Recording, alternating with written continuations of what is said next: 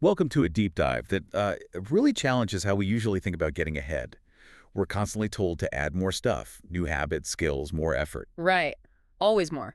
But what if the real secret to a simpler, maybe more focused life isn't about adding at all, but about strategically, well, subtracting? That's exactly what we're exploring today. We're looking at insights from a really interesting source, a YouTube video transcript, 20 Things I Quit to Simplify My Life by Dan Martell. Okay. And his whole philosophy kind of boils down to this idea. It's not what I do, it's what I don't do. Hmm. Powerful. So our mission here is to really unpack these maybe surprising insights. We want to dig past the surface and pull out the core wisdom to help you figure out what you might quit to focus on what really matters. Sounds good. Let's jump right in then. Let's start with those foundational shifts, the inner game, as we could call it, these internal battles, mindset tweaks that kind of set the stage for simplification. Okay, first up, and this one's huge, is quitting caring what other people think. Ah, the big one. It really is. The source points out that if you base decisions on others' opinions, you basically end up living somebody else's life. Yeah. And there's a really poignant detail. If they haven't done what you want to do and, they weren't there when you were struggling, why should their opinion drive your choices?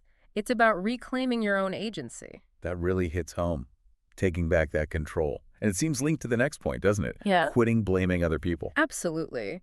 The perspective here is that saying your life, your situation is 100% your fault isn't about beating yourself up. Right. It's actually the opposite. It gives you power. It stops you from handing control over to external factors or other people. So it's empowering, not guilt-inducing. Exactly. It shifts your focus inward. And related to that is quitting comparing yourself to other people. This is key. We all do it, though, don't we? We do, but the insight here is that the most unique thing you can offer is just be you 100%. Yep. The only fair comparison is me from yesterday, and focusing on that helps you build a life that's genuinely, uniquely yours, not a copy of someone else's highlight reel. Yeah, getting off that comparison treadmill.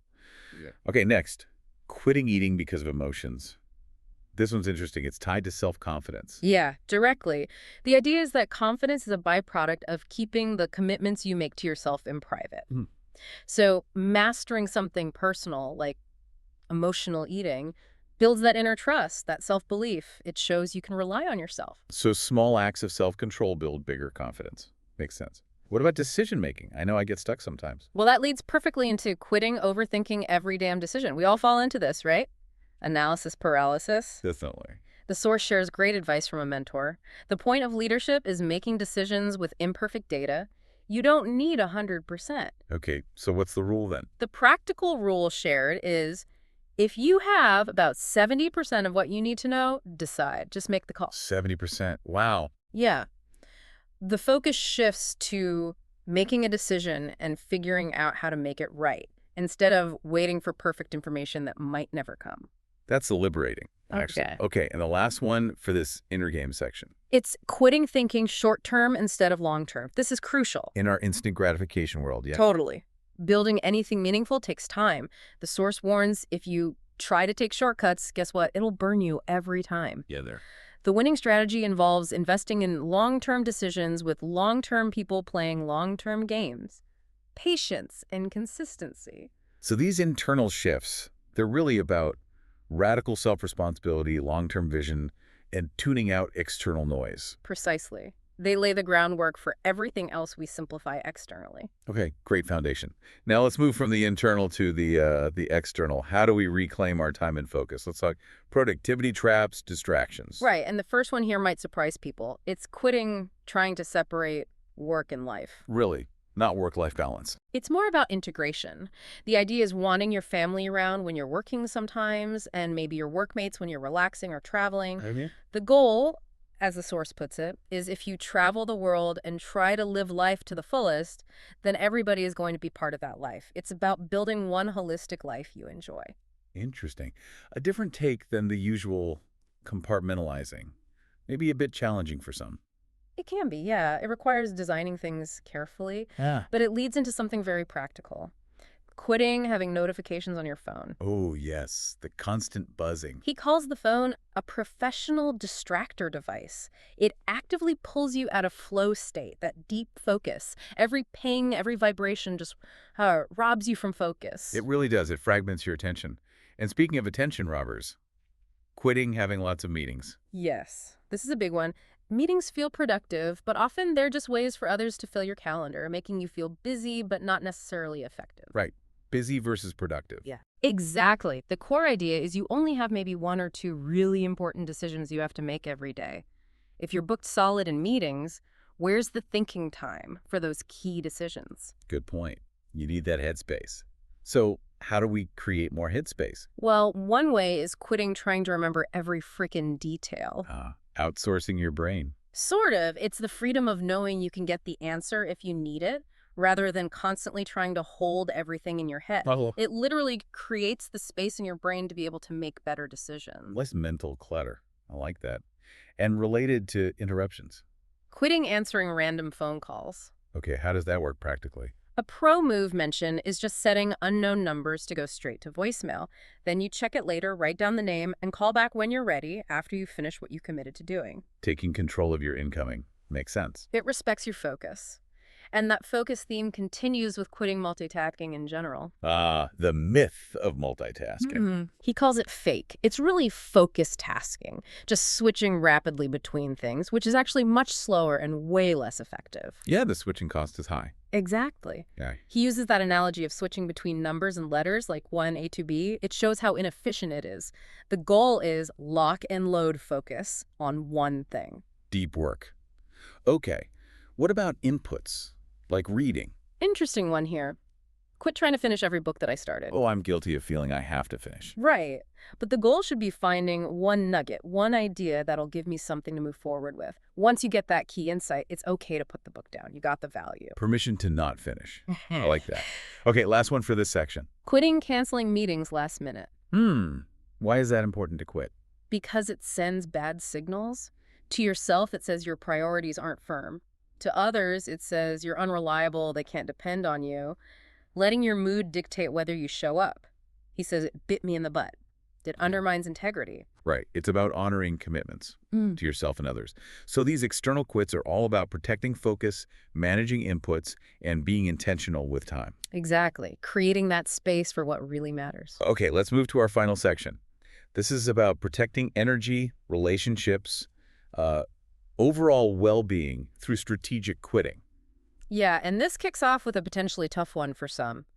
Quitting alcohol, partying, or honestly, any vice. Whoa, okay, that covers a lot. It does. The core idea is that success is not about adding a bunch of stuff. It's actually about taking things away.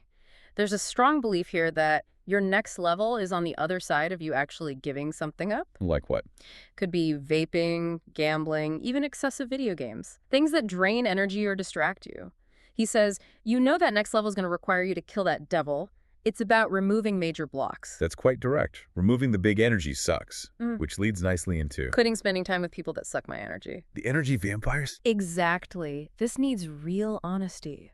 Doing a friend inventory. Are these people lifting you up or dragging you down? Choose people who give me energy, who make me feel good about myself. Even if they're family.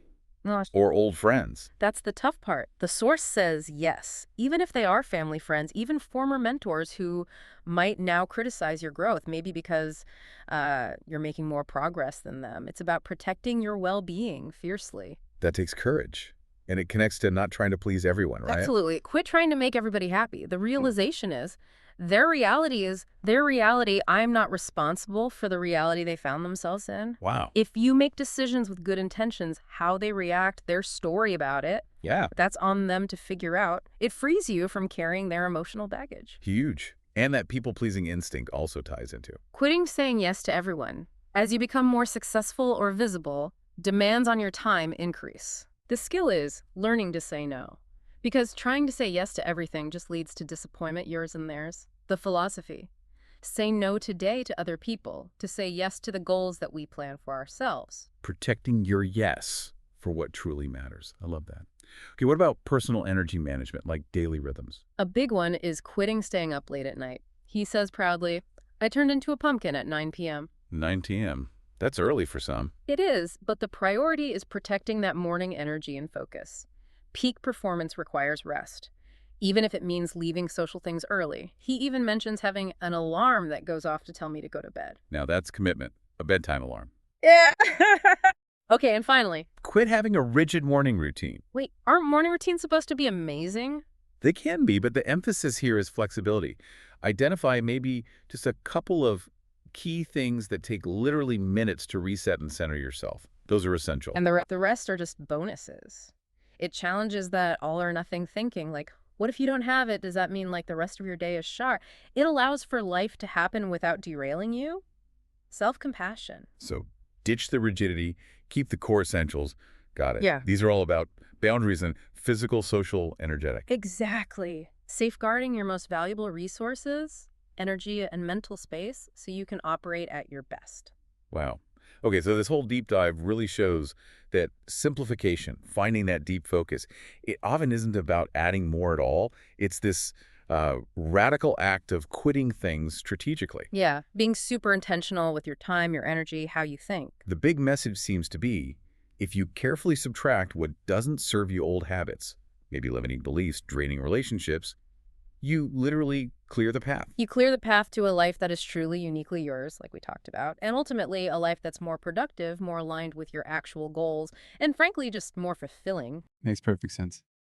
So, as you listening reflect on all this, here's a final thought to chew on. If true simplification comes from removing what drains your focus and energy, what is just one small thing, doesn't have to be huge, but one small thing you've realized during this chat that you can maybe quit starting today? What single quit might unlock some significant freedom or clarity uniquely for your life going forward?